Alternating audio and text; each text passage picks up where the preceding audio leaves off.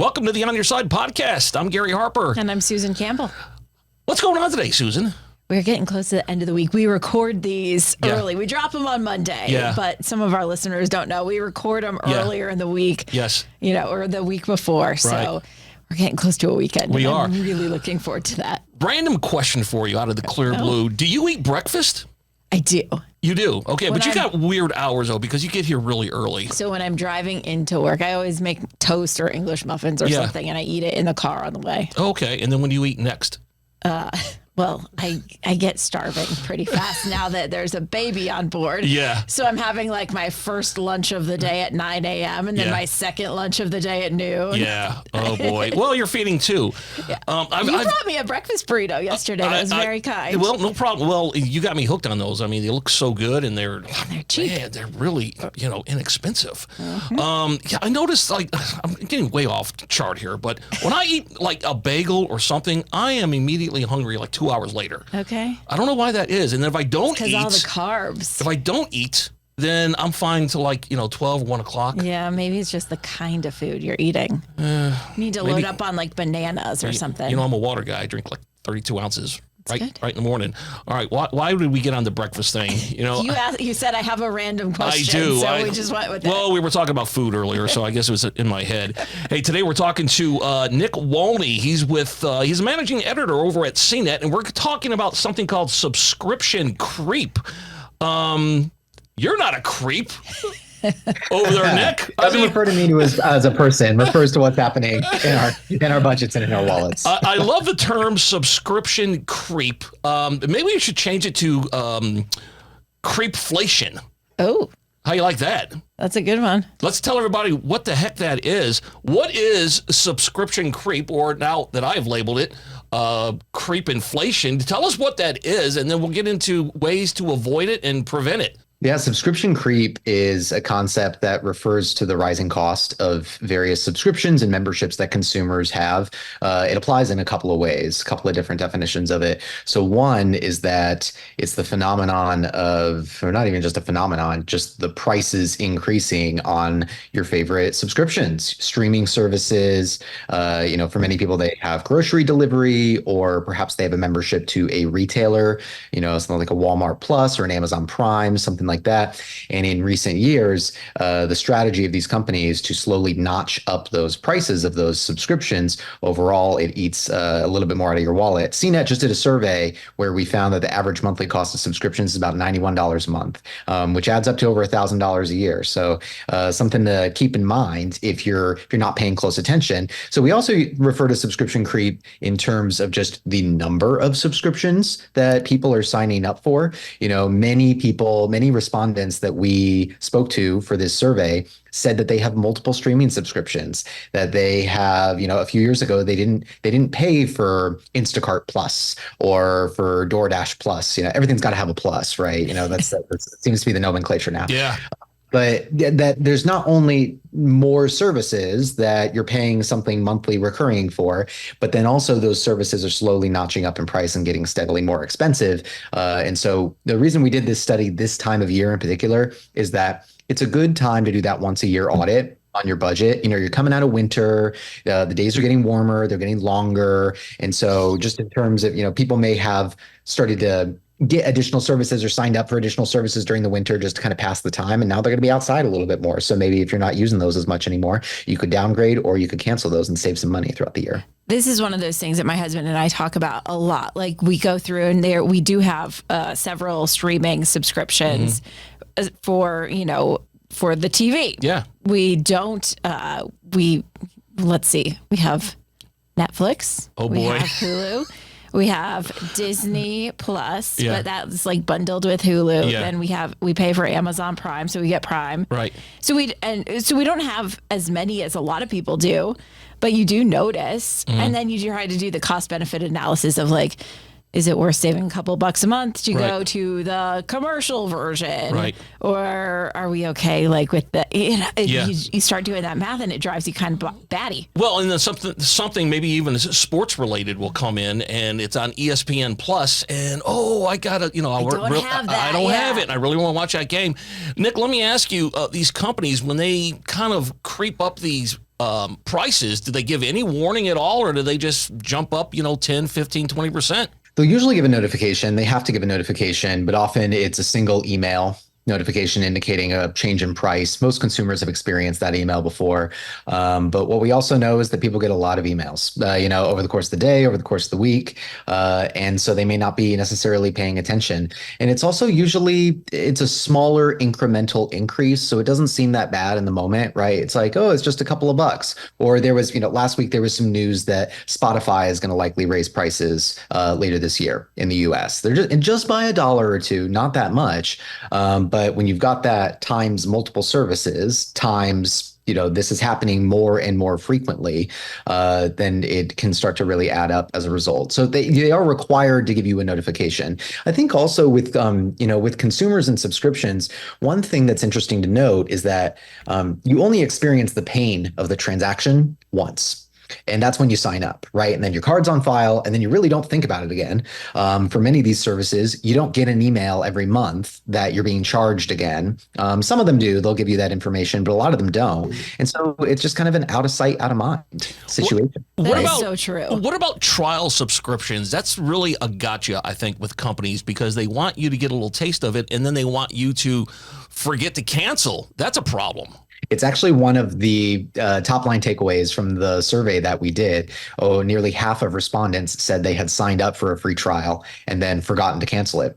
And at least once. And boomers get bragging rights here. So for boomers specifically, only 28% of them had forgotten to cancel a free trial. Millennials, it was 65%. Gen Z, it was 59%. So all the boomers, you've got bragging rights. Go rub it in everyone's face. You're the least forgetful of all the generations that we serve. Well, we've got these great, smartphones right now. So if it's a 30-day subscription, just set your calendar or your alarm. I would do it like 28 days, a day or two beforehand, just to make sure that it's processed before you get stuck with it. But that's a big problem. I accidentally ended up with a subscription to something that I didn't have any intention of having. It was an Amazon Music account because my little one decided to talk to Alexa. Oh boy. And agreed to the $10 monthly charge. And once it happens, there's no way to stop it. So for a month, I had a subscription that I didn't want at all. Well, it was only a month. I canceled it like literally that second, so I wouldn't, forget about it in that month period. But I probably would have forgotten about it if I didn't do it right that moment when it happened. That is funny. Did little guy get in trouble? No, but we had a long conversation about how mom and dad are the only ones allowed to ask Alexa for things. You're such a good mom. I mean, it was pretty silly. We had a conversation. we listened to he likes a couple, he likes a couple Disney tunes. Yeah. And he also really likes Twist and Shout. So he was asking Alexa to play Twist and Shout. Yeah. Hey, Nick, when we talk about these creepflation, do people, what's the deal with them? Do they just forget, or do they just see another one and they're like, well, I've already got like 5 or 6. This extra one's really not going to hurt me that bad. Is that what people are doing? I think people want more variety than in years past. For streamers in particular, it used to be very niche. Netflix for a while was focused, if you remember, they were focused specifically on original programming. They were like, we're going to be all original programming, mostly original programming. And now more and more what we actually see in streaming is that most people will choose their streaming subscription based on which one has the reruns that they like, as well as shows. That's kind of an interesting shift.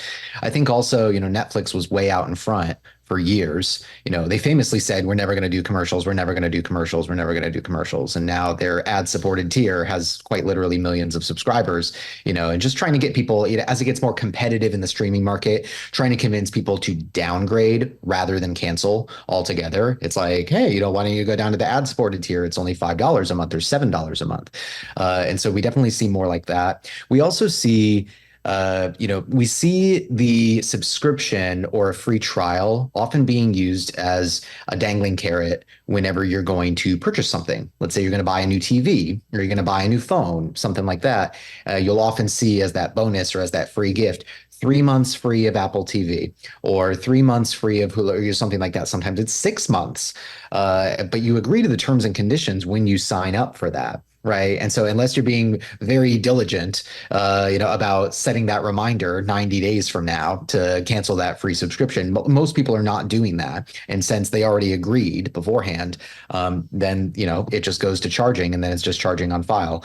So we see a lot of that as well, and just people wanting to bounce around quite a bit, and seeking out that variety in the different services. I think also just in terms of, I mean, this is a hypothesis on my end, but I think people got used to, during the COVID-19 stay-at-home directives, they got more acclimated to things like grocery delivery and DoorDash, and just paying for other additional amenities and services, for better delivery, better shipping, things like that. And so we see consumers, it was actually the second highest category of subscription was e-commerce subscriptions, the Amazon Primes and the Walmart Pluses and things like that. I think it's just become more and more how people shop. They shop online more than they shop in person. And so these online retailers are trying to kind of capitalize on that, introduce sort of a membership model for that as well. So something for people to keep in mind. So help us manage all of this stuff. I mean, besides kind of just cutting out the ones that we have just forgotten to cancel, what else can we do? What's nice with some of these budgeting apps that have come out is that they recognize subscription management and subscription creep is kind of a problem. And so they've added subscription notifications, right? And subscription monitoring. CNET's pick, we like Rocket Money. It was our editor's choice from the personal finance team. Ironically, the subscription management feature is you have to pay a subscription for it. But it is. Wait a minute, are we shooting ourselves in the foot? I mean, we're trying to manage this, but yet we have to buy something to manage it. Yeah, but so it's quite manageable though. It's truly just a few dollars a month, and what's nice, and it's also that comes with a number of other features. You're not just paying for the subscription management, but one nice thing about that is, especially if you're just using a budgeting app in general, it's going to notify you when a recurring charge every month suddenly has a different price. And so that's just a nice way to sort of keep track of everything. If you're someone who doesn't like to line item your budget super tight, I think that's most people, to get super granular with that. You just want to make sure you got enough money every month, and everything's rolling on autopilot and things like that. So we've seen that as an emerging feature for a lot of these different budgeting apps, personal finance apps, is that people just have more subscriptions. They have more management. Also, a beat that I cover often is buy now, pay later, and how that has really emerged in recent years. And so, with how buy now, pay later works, it's 4 payments, usually either over a 4-week or a 6-week period. And so these budgeting apps can just help you keep track of, what are my upcoming payments that I am accountable for, but not necessarily swiping the card for every single one of those. And it can just help people get a better grip on how much they owe and to whom, and when it's going to get taken out of their account. So let me talk about credit cards, and I'll give you an example. My wife and I got a credit card. I won't say what it is, but it's a rather expensive annual fee. But a lot of these credit cards offer subscription. They pay for it if you put the subscription on the card. And the example was, I think Disney Plus came with this card free, as long as you put it on there, then the card would reimburse you the amount. But she didn't know that, and I was looking through it one day. I'm like, don't we have Disney Plus? And she was like, yeah. I'm like, well, did you put on this card? Because it pays for it if you do. People don't realize that they can get a lot of free subscriptions through their credit card. Yeah. And I think it demonstrates that point that it's often used as that dangling carrot or as that additional amenity. That several people that we've spoken to mention that. They're like, I was paying for this service and I didn't even realize I have it free as a perk for this other, through work or through a credit card as a credit card perk, definitely.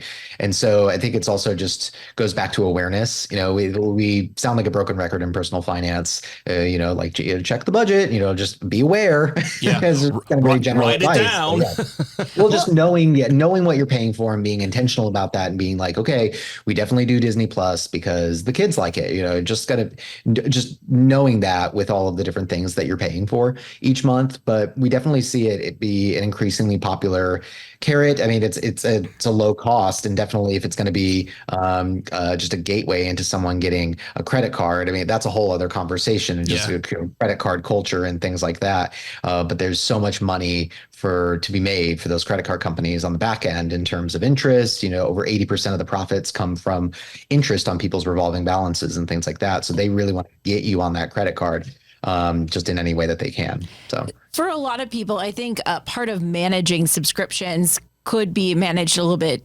easier or a little bit more on a budget if you kind of spread out the love a little bit. If you don't need Netflix for a few months and you can bring something else in and then get rid of that other thing and then bring Netflix back.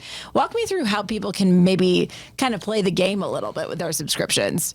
Yeah, in our survey, when we asked respondents about strategies for how they manage these costs, that was one of the top 3 results. It was the second most popular result, is kind of this revolving door strategy, just toggling on what you're using and toggling off what you're not using, and then just kind of bouncing around. When your favorite new show comes back with a new season on Netflix, that's when you turn it back on. And then after you've gotten through the season, if it's me, you've binged it in like one weekend.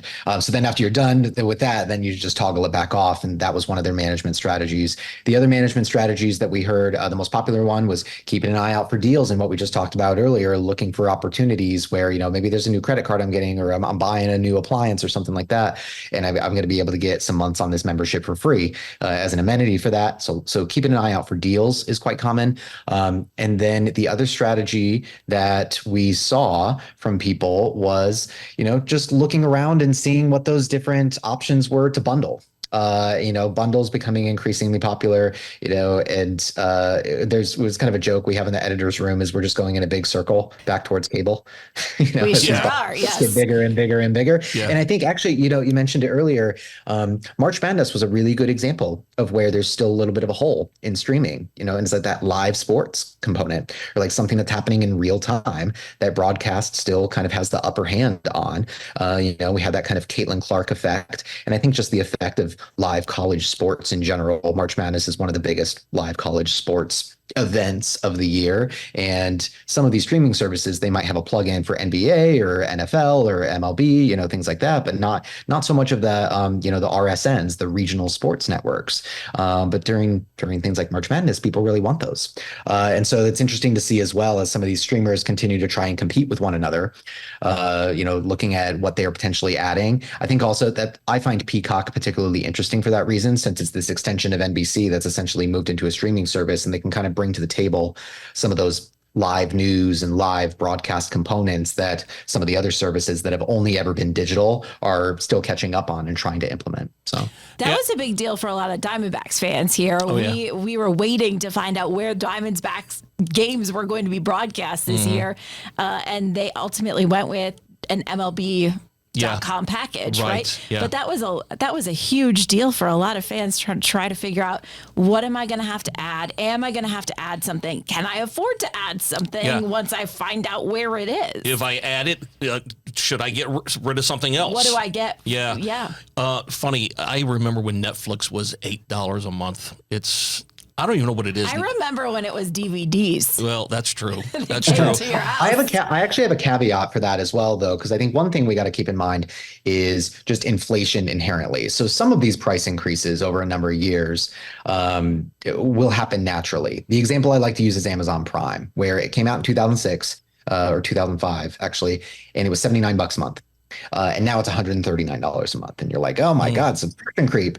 But then if we look at the inflation of the US dollar over the same time period, the US dollar has inflated 50% from 2005 to 2022. So that is actually somewhat close. But many consumers are not thinking in terms of inflation this year, that year, inflation. They're managing their budget sometimes down to the dollar. And so a $10 increase or a $20 increase for not necessarily new features or features that were sort of rolled out here and there rather than all at once, if they're not expecting it, a few years later, they're suddenly paying much more for the same subscriptions than they were previously. So it's just, again, it goes back to awareness, I think. And I also think that in streaming in particular, for many years throughout the 2010s, it was this new technology. It was this, very disruptive. It was about subscribers, subscribers, subscribers. And now that there's more competition, now that as a market, now that it's kind of beefed up and saturated a little bit, you got a lot of different players in the space. Now those executives are like, oh gosh, we need to make some revenue. We need to make some profit, don't we? And so pulling a little bit back on buying so heavily on original content, original shows, focusing more on licensing. I think that's why you've got more reruns on streaming now, and then slowly notching up that price. So I think it's just taken this long for streamers to really settle in and for it to really become this fully fledged market that continues to disrupt cable, but ironically is kind of moving back in the direction of cable and what cable was initially, just allowing people to really thin slice and get all of the features and all that. It's like you want to watch the Diamondbacks, you want to be able to see every season, but you don't necessarily want a cable box in your house. And it's like, okay, well, what's your solution going to be for that? So it's interesting to see, just as streaming becomes more and more a way of life for a lot of people, how the market's adjusting and how it's adjusting for consumers' budgets as well. I'm going to put you on the spot since we're talking about this. I'm sure you audited your account. Did you find any subscriptions that surprised you and said, what, I'm paying for this still? I didn't know I even had this.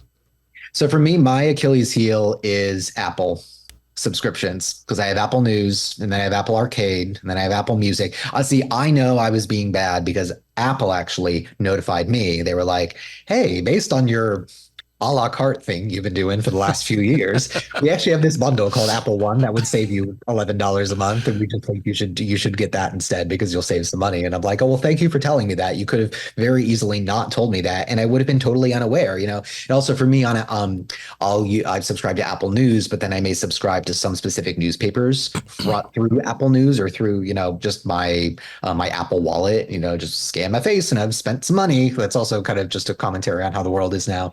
And I've done that a few times. And so, those subscriptions kind of rack up. And what I see on my bank statement is 6 or 7 transactions a month that just say Apple. Right. And so that almost kind of creates some opaqueness there as well. It's just like, okay, I paid Apple another $9.99. What was that for? I know it was for something that I like, but what was it specifically? So I think that comes up as well. I also noticed that on the retail side, I don't know if you know, but when we're recording this, it's Target Circle week. And so Target has a subscription. It's called Target Circle. They also have a paid upgrade called Circle 360. And it's digital couponing. It's digital couponing, and it's deals done online, things, better shipping if you're shopping online and things like that. And if you'll oblige me for a quick little story, I walked into Target because I needed hand soap. And you know how Target is. The next thing I know, I've got $150 of stuff in my basket. Oh, and yeah. I'm at the right. And so the woman says, hey, you could save $20 right now if we just need your email address to sign you up for Target Circle. And for me, I'm 37. And so for years, I've been conditioned to be asked about the credit card. The retail at that moment at the cash register, would you like to sign up for the Target Red Card? Blah, blah, blah. And me conditioned to be like, God, no, just let me check out. But so that was interesting. It was very smooth. And it was, you can save money right now. We just need your email address and we'll sign you up for Target Circle, which is free. The Circle membership's free. There's a paid upgrade, but so we save some money right then and there. And it allows us, you'll get Target Circle emails and you'll be targeted with more ads and things like that. So I also think that's kind of an evolution in retail as well, that more of these retailers are moving to kind of like a data strategy, connecting their in-store experience with their online store experience. And I think, credit cards, but people are just so conditioned to not want the retail card because the retail APRs are so high. It's this new entry point to just get people more connected to some of these brands and, potentially get some coupons, which is great, but more often, be marketed to more, be advertised to more, and probably as a result, spend more. Isn't it amazing how things just keep evolving? Like, Nick, you were talking about, credit cards and it's an automatic. No, but now it's the emails and everything just evolves. It does. Can I tell you the one subscription I cut out 6 years ago and never went back? My gym membership. Oh, there you go. Yeah. Just gone. Just gone. I just haven't worked out since my first kid. That's another podcast that we did, right? You don't need a gym because there's so many other things that you can do to stay in shape. So that might be what I need to add back in. We'll have to circle back to that one. Yikes. All right. This is what we want everybody to do. We want everybody that's listening to check every one of their credit card statements and see what is on there. Just write it down. Right, Nick? I mean, you've got to write it down and add it all up, and that's what we want our listeners to do. Yeah, the nice thing about doing an audit on your subscriptions is you only need to look at 1 month, right? Because for all the ones that are monthly, you'll catch them all in that. If someone doesn't use a budgeting app, I would recommend a budgeting app, like Rocket Money or something like that. There are plenty of budgeting apps that are free. And that's nice because if you're someone who has multiple accounts or you have some different credit cards and a debit card, you can just have all of those populate into one account. And then it's like, let me look at all the money that came in and all the money that came out in March. And you can look at all that in one place. And I think that's just like a nice, simple initial thing that helps you stay on top of your money. But for those subscriptions, yeah, just look at March, right? What did you spend in March? And do you still want those services, particularly as you think ahead to summer?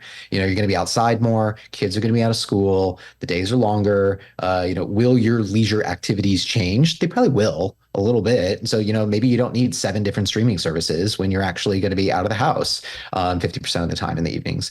And so I think that would be my one hot tip is like, just look at 1 month and you're going to catch all of those different transactions. And if you're like, I had no idea I was paying for this, then that's a red flag that you might want to just cancel it or downgrade or do that revolving strategy. Again, from our survey of respondents, that was one of the most popular strategies is, it's not goodbye forever. It's just so long for now. This kind of thing. It's just, just cancel and then your data will stay on file. Right? I'm sure your card will likely stay on file for these services, right? It's already in there. So it's easy to restart at a later date, but just to kind of help, free up some extra bucks, some extra mad money for summer. I like the phrase earlier, toggle on when you want something and then just toggle off when, you're done watching it. So sure.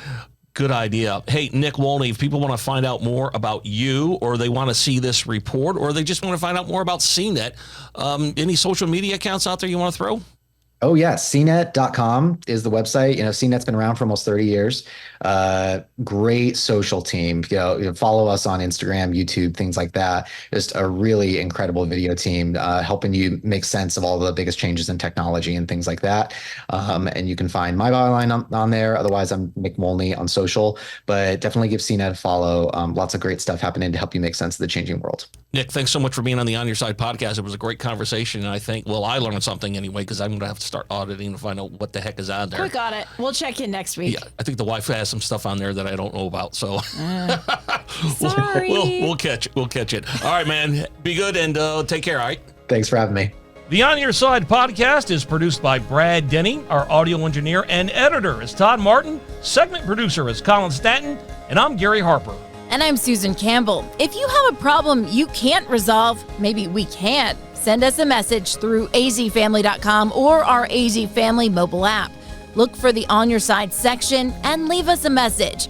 Thanks so much for listening to the On Your Side podcast. And if you like it, leave us a review. We'll see you next week. On Your Side is on Good Morning Arizona every weekday morning at 6:45 and 7 o'clock. And every weekday evening on Good Evening Arizona at 4 and 5 o'clock. You can also catch it on Arizona's Family News at 9 on 3TV every weeknight.